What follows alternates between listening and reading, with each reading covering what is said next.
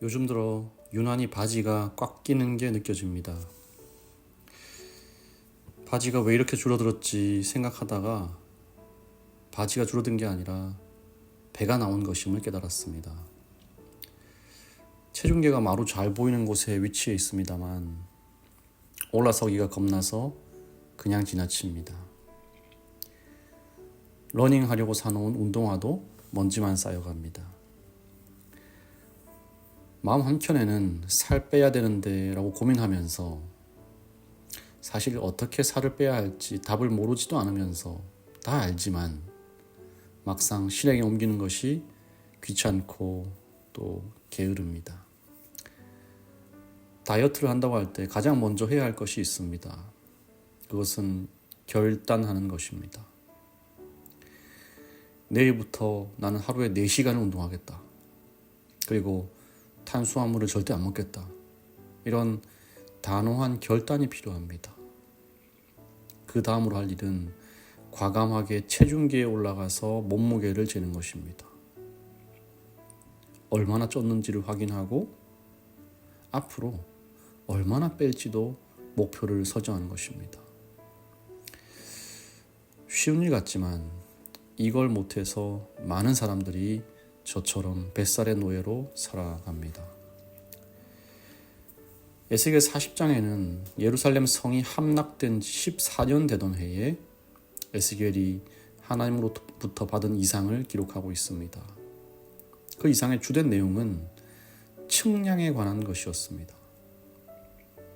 이스라엘 성읍과 성전의 자세한 치수를 재는 것입니다.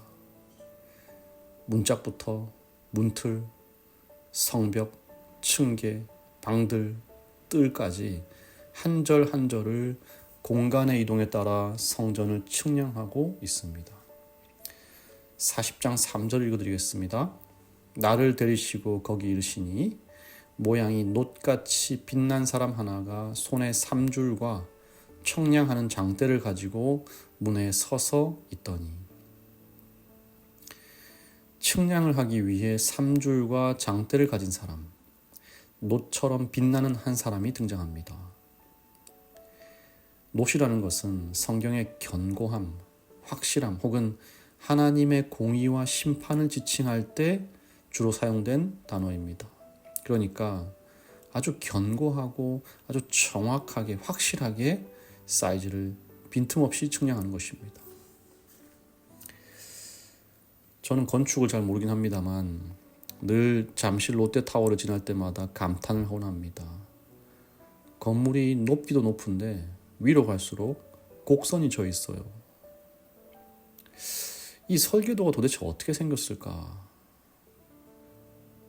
이렇게 곡선진 높은 빌딩을 지으려면 이 설계도의 곡선의 치수가 정확하게 기록되어야 하고 또 실행에 옮길 때도 이 설계도에 따라서 정확하게 자로 측량해서 만들어서 붙여야만 이렇게 똑바르게 올라갈 수 있다라는 생각이 드는 것입니다.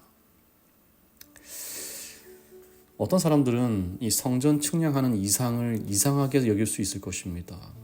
왜냐하면 이미 무너진 성전과 성읍의 치수를 재는 일이 무슨 의미가 있는가 하는 것입니다. 포로로 끌려온 지 이미 14년이 지났어요. 성전도 처참히 무너졌고요. 그들의 삶도 같이 무너졌습니다. 돌아갈래야 돌아갈 나라가 없어진 것입니다. 이런 무너진 성전을 측량하는 일은 도대체 무슨 의미가 있을까요? 에스겔 40장은 에스겔서의 전환점이 되는 장입니다. 39장까지의 말씀은 곡과 마곡, 심판과 혼돈, 저주, 심판, 멸망 이런 것들이 주된 말씀이었다면 40장부터는 분위기가 완전히 바뀝니다. 더 이상 심판, 혼돈, 저주에 대한 말씀이 없어지고 성전을 측량하는 치수들에 대한 말씀만 나와요. 여러분 이것이 무엇을 의미하고 있을까요? 왜 하나님은 이미 무너져 없어져 버린 성읍의 치수를 자꾸만 말씀하고 계실까요? 오늘 이 측량의 두 가지 의미를 함께 생각해 보면 좋겠습니다. 첫 번째로 측량은 진단의 의미가 있습니다. 아픈 역사이지만 성수대교가 무너진 이유는 잘못된 공사 때문이었습니다. 그래서 기술자들은 다리가 붕괴된 이후에 다시 이 다리를 측량하여 공사하기에 이릅니다.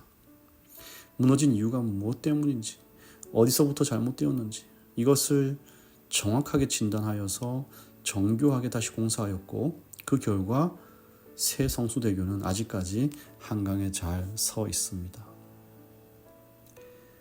이스라엘이 실패한 이유, 나라를 잃고 성전을 잃고 다른 나라의 포로로 잡혀간 이유가 있다면 그것은 슬픈 역사로 가슴에 묻고 잊어버릴 역사가 아니라 아프지만 원인을 진단할 필요가 있는 것입니다. 무엇이 잘못되었나? 어디서부터 시작해야 하는가? 사랑하는 여러분, 오늘 저와 여러분의 삶을 하나님께서 측량하신다고 하실 때 그것은 우리의 부끄러운 과거를 들춰내기 위함이 아닙니다. 하나님이 그분의 말씀과 율법과 양심으로 우리 삶을 진단하실 때 그것은 우리를 저주하고 벌주기 위한 것이 아닙니다. 그러면요, 혹시 잘못된 부분이 있다면 그것을 진단하시기 위함인 것입니다. 다시는 잘못된 길을 가지 않도록 문제를 함께 찾고자 하는 것입니다. 오늘 우리 주님이 자를 들고 우리 삶을 찾아오십니다. 그렇게 할 때 기쁜 마음으로 나의 몸과 마음을 들여서 진단받는 우리 모두가 되면 참 좋겠습니다. 두 번째로 측량은 다시 세우는 의미가 있습니다. 옷을 맞출 때는 사이즈를 재야 합니다. 신발을 맞출 때도 사이즈가 필요합니다. 건축을 하기 위해서는 땅이든 건물이든 사이즈를 재야 하는 것입니다. 지금 무너진 이스라엘 성읍을 측량한다는 이 이상은 곧 이곳에 하나님의 성읍을 다시 세우시겠다는 것입니다. 측량하지 않으면 건물이 설 수 없어요. 이것은 이스라엘 나라의 회복의 첫 단추인 것입니다. 우리 하나님이 그들에게 딱 맞는 새로운 도면을 가지고 그들에게 다시 새 나라와 새 땅을 주시고 거기에 맞는 새 성전을 주시기 위하여 그곳에 임하신다는 것입니다.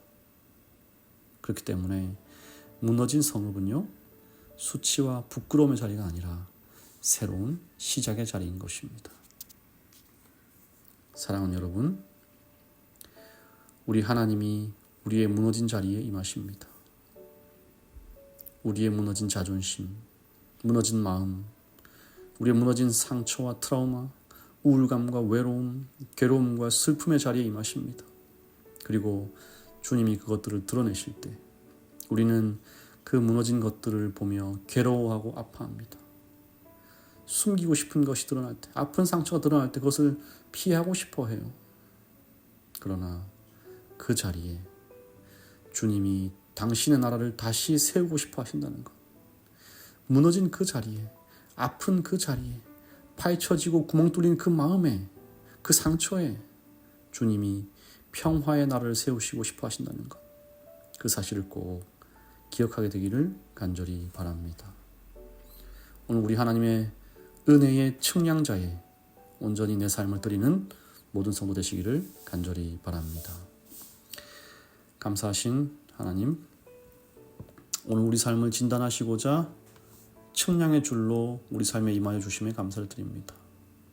말씀 속에서, 율법 속에서, 우리의 양심에 두드리는 성령을 통하여서 주님의 부르심을 들려올 때에 즐거운 마음으로 나아가서 잘못된 부분, 부족한 부분을 깨달아 알아서 그것을 주님 앞에 내려놓아 겸손하게 도우심을 구하는 우리 모두가 되게 하여 주시옵소서. 주님, 오늘 신재인 어린이를 위해 기도합니다. 주님 사랑하는 이 자녀를 이 가정에 허락하시고 끈끈이 매는 줄로 사랑과 온정의 교제를 나누게 하시니 참으로 감사를 드립니다. 영적으로, 정서적으로, 또 신체적으로, 사회적으로 건강하고 바르게 자라나게 하시고 그리하여 이 아이로 말미암아 이 가정이 화목이 있고 기쁨이 충만하도록 은총 베풀어 주시옵소서.